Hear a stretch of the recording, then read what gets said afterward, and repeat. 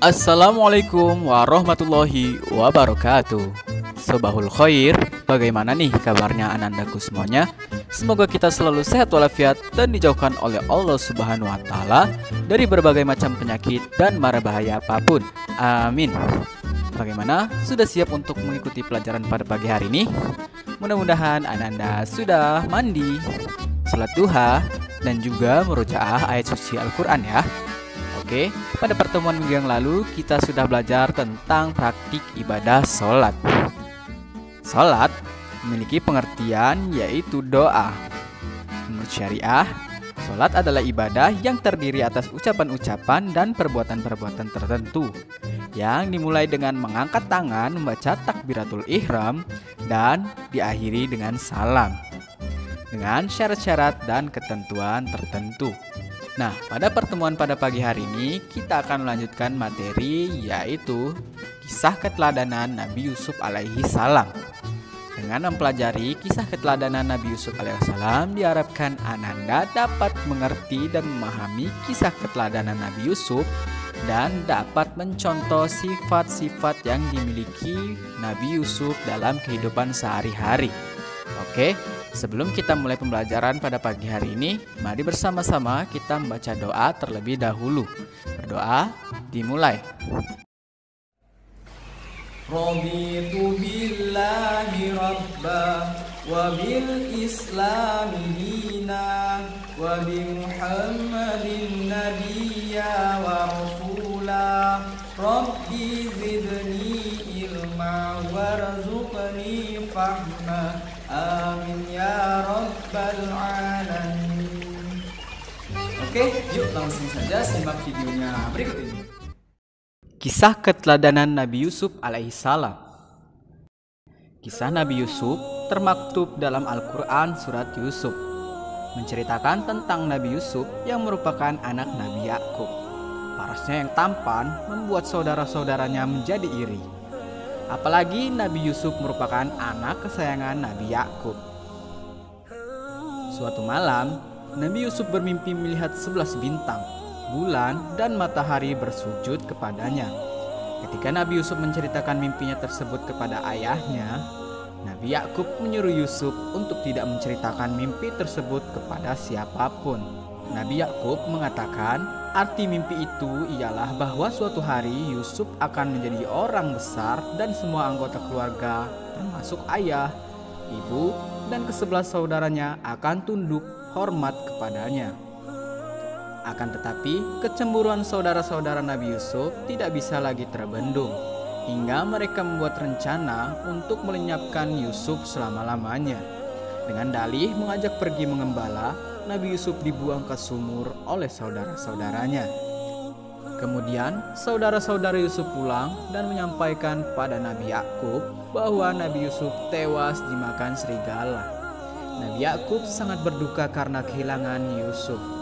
Ia menangis selama berhari-hari hingga matanya menjadi buta. Sementara itu, Yusuf yang berada di dalam sumur tetap hidup berkat lindungan Allah Subhanahu wa Ta'ala. Hingga kemudian serombongan kafilah yang sedang dalam perjalanan ke Mesir lewat sumur tersebut. Mereka berhenti untuk mengambil air. Namun bukan air yang mereka dapatkan, mereka malah menemukan pemuda tampan dari dalam sumur. Yusuf pun dibawa oleh mereka ke Mesir untuk dijual sebagai budak. Yusuf kemudian menjadi pelayan di rumah Raja Al-Aziz.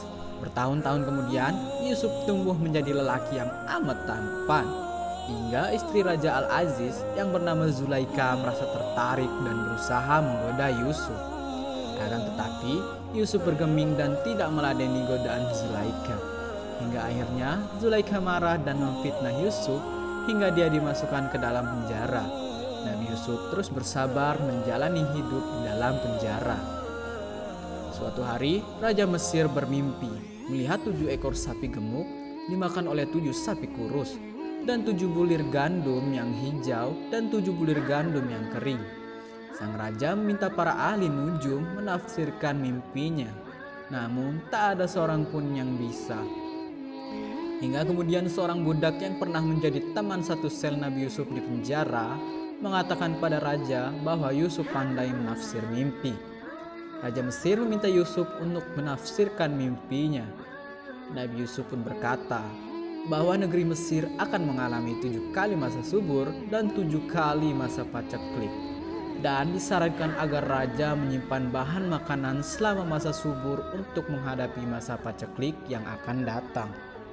Raja merasa senang dengan tafsiran mimpi tersebut hingga Yusuf dibebaskan dari penjara.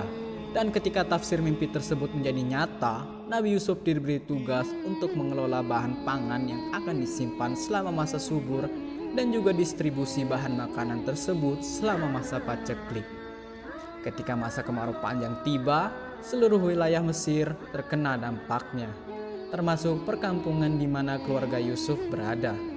Mereka pun datang ke Mesir untuk minta bantuan bahan pangan. Nabi Yusuf terkejut melihat saudara-saudaranya. Namun ternyata mereka tidak mengenali Yusuf. Maka Yusuf pun melakukan sebuah trik kecil, yakni menyuruh mereka membawa Benyamin, adik bungsunya, jika hendak meminta bahan pangan lagi. Jika tidak, mereka akan pulang dengan tangan kosong. Mau tak mau, saudara-saudara Yusuf pun menuruti permintaan tersebut. Meski dengan berat hati, Nabi Yakub merelakan Benyamin pergi ke ibu kota Mesir untuk minta bahan pangan. Ketika saudara-saudaranya hendak pulang, Yusuf memasukkan sebuah piala emas dalam karung yang dibawa oleh Benyamin. Hal ini menyebabkan Benyamin ditahan dan tidak boleh pulang ke kampung halaman. Nabi Yakub semakin sedih karena kehilangan anak bungsunya. Duka yang ia rasakan akibat kehilangan Yusuf belum hilang, ditambah lagi Benyamin ditahan di kota Mesir. Saudara-saudara Yusuf pun kembali ke ibu kota dan mohon agar Benyamin dibebaskan, karena tak tega melihat ayah mereka yang terus-terusan bersedih. Dengar hal tersebut, Nabi Yusuf pun menyuruh saudara-saudaranya untuk membawa Nabi Yakub ke ibu kota. Saat bertemu lagi dengan sang ayah, Yusuf tak mampu menahan diri. Dia mengatakan siapa dia sebenarnya dan mengajak ayah serta saudara-saudaranya untuk tinggal bersama di ibu kota. Mereka pun hidup dengan rukun dan bahagia bersama.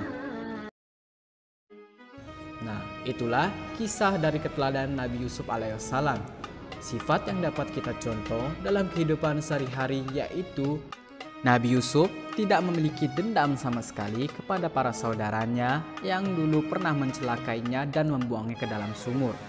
Akan tetapi justru Nabi Yusuf sangat menyayangi saudara-saudaranya. Oleh karena itu, kita seharusnya dapat mencontoh keteladanan Nabi Yusuf, yaitu tidak menjadi seorang pendendam dan juga menjadi orang yang sabar dalam menerima cobaan dari Allah Subhanahu wa taala. Oke, itulah dia materi tentang kisah keteladanan Nabi Yusuf alaihissalam. Semoga dapat bermanfaat bagi Ananda semuanya. Dan sekarang untuk tugas Ananda di rumah yaitu sebagai berikut.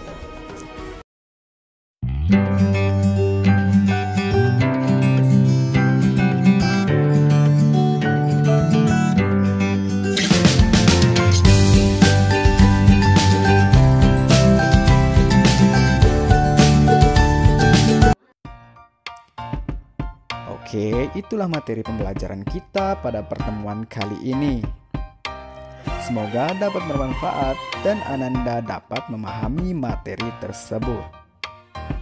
Tetap jaga kesehatan dan sampai jumpa di pertemuan selanjutnya. Wassalamualaikum warahmatullahi wabarakatuh.